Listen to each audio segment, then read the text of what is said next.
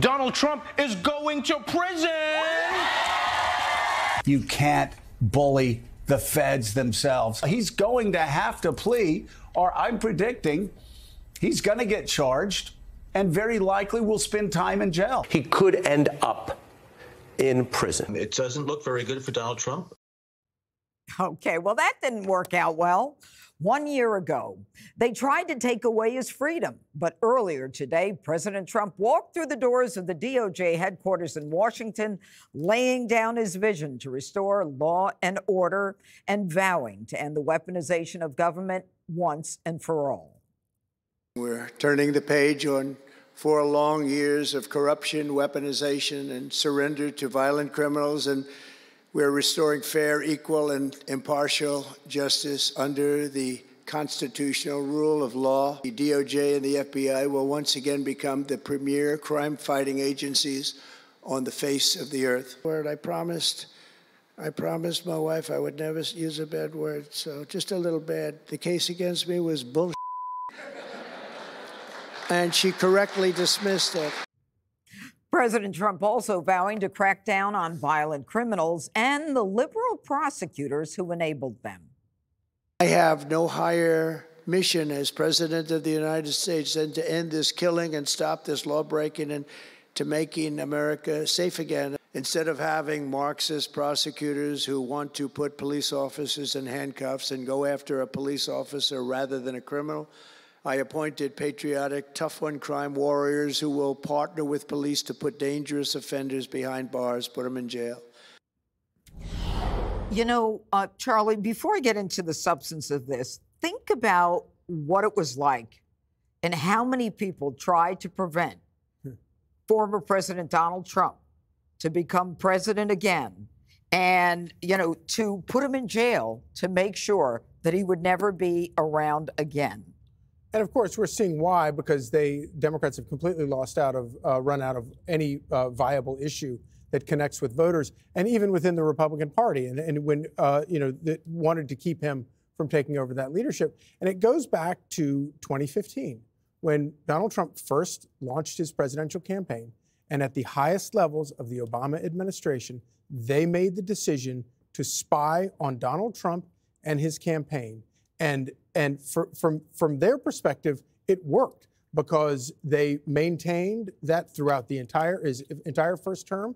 The political press, the media in Washington, focused entirely on the proceeds of that spying on his campaign, done, again, at the highest level of the Obama administration. And it defined his first term. And then, of course, it got him out of the White House by 2020. He was impeached twice on idiotic, fake, made-up things.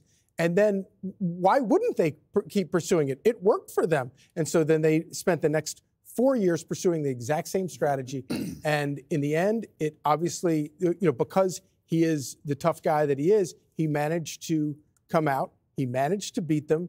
And they are left with absolutely nothing except crying because he walked down to DOJ and gave a speech today. You know, the truth is, Katie, that the president indicated that he was going to end the weaponization and the politicization of the Department of Justice. But is that enough? Because as Charlie just referenced, Jim Comey signing unverified affidavits, going before the FISA court, going again, re-upping his spying on America. Does there have to be more consequence? I would argue that the weaponization went back to 2010 during the Tea Party movement, when the IRS and Department of Justice worked together to go after conservative grassroots activists with the power of the Justice Department and the federal government under Barack Obama. They got away with it. There's no accountability. So then they moved into 2015 and did even more illegal activity and spying against the Trump campaign, moved that through his first presidency. And there's a big difference, to answer your question, between retaliation, weaponization, and accountability. And when he goes to DOJ today and talks about how he's getting out these prosecutors who engaged in this behavior, is because he doesn't want this to continue on. They're holding people accountable for what happened, because this is such a stain on the American system of justice. We are we should be the crown jewel of the entire world in terms of fairness. That's why we're different than the rest of the world. We're not supposed to have kangaroo courts or banana republic style justice. We're supposed to have real justice. And that was completely destroyed over the course of the past 4 years under Biden and during the Obama administration. So accountability is a very different thing. One thing I also love that he said was that he's back in Washington now, and he wants the capital of America to be clean and safe.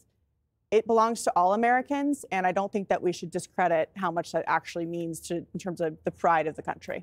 Well, you know what? It's not only pride, Harold, but, you know, it's the broken windows theory. You know, the more this kind of low-level crime, whether it's graffiti or anything else, you have this aura of lawlessness. But reorienting the Department of Justice to its main mission, which is the prosecution of crime, is a good thing, don't you think? I do. I have no issue with the president going over to the Justice Department today and laying out what he laid out. I do take a little umbrage at I'm just different in how I accept and how I gloat about a win. He won. Everything you said, Charlie, and everything that Katie said, the real display of power and confidence, the real jury spoke in November and returned him to the White House after all of these things, whatever it is you want to say. Two, I don't like the personal stuff. I agree with the president in this regard. There are things at the criminal division, the way they go about pursuing prosecutions at the Justice Department, that shouldn't be changed just because of President Trump. There are a number of Americans who don't have the resources, certainly don't have the kind of determination that this president had to fight those things, nor did they have the political support that this president had. And they have been prosecuted by the Justice Department. They should reform the way the criminal division and other divisions that the Justice Department goes about conducting their business, not just making it about President Trump. Because the ultimate told you so was him winning in November. And I salute him, applaud him for that. I just wish he didn't make it so personal all of the time. You know, Greg, I'm glad he made it personal because nobody, of course, has been faced with the kind of targeted, vicious, unjustified prosecutions that the Democrats engaged in. I am so disgusted by what Harold said. You know, this isn't about winning, Harold. It's about imprinting the memory of this event on history. Because as we know, history is always rewritten by the losers. The history. If you think media is fake, what do you think about the people? Where do you think the historians came from? They came from media. So we have to. No one else is going to do this. He has to do it. We have to do it. What you don't hear right now, what's that silence? It's all the people in the media who tried to take him out. They aren't saying, oh, we were wrong. Oh, whoopsie daisy, Biden has dementia. They aren't doing that. So we have to. They've disappeared. They've gone away. How is this not a fable for the ages, an inspirational lesson to everyone who has felt targeted in their lives, who felt outgunned and outnumbered? If this were a Democrat, there would already be 12 movies made about this man, the most consequential political triumph in American history. And Hollywood and media are staying home in their pajamas, weeping into their Funyuns. And so that's why we have to do this. It's not gloating. It's a reminder that this third act of this Trump movie cannot be forgotten. If there was justice, we should be able to parade every hack on TV, from the Morning Joes to the Daily Show guy on camera, and they literally, I don't mean metaphorically, they have to eat their words. We actually take their words verbatim, we bake cookies, and we write their words on the cookies, and then they have to sit down. It's not even pay-per-view, it's free. And we just force them to eat their words, every single word. But what if they like their cookies? Yeah, I thought you were Well, that might happen with Stelter.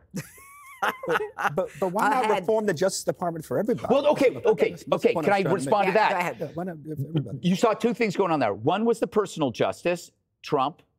But he also was talking about American justice as well. He's focused the attention on illegal immigration, on crime, on ending foreign wars. He has taken the concern, the boutique white liberal concerns of race, identity, and trans, and he's put it on the things that benefit everybody, everything that has been ignored under the Biden administration. Again, to use the neighbor analogy, Biden was the shut-in who let his front yard just grow over while he's cooking meth in the kitchen. Click here to subscribe to the Fox News YouTube page to catch our hottest interviews and most compelling analysis. You won't get it anywhere else.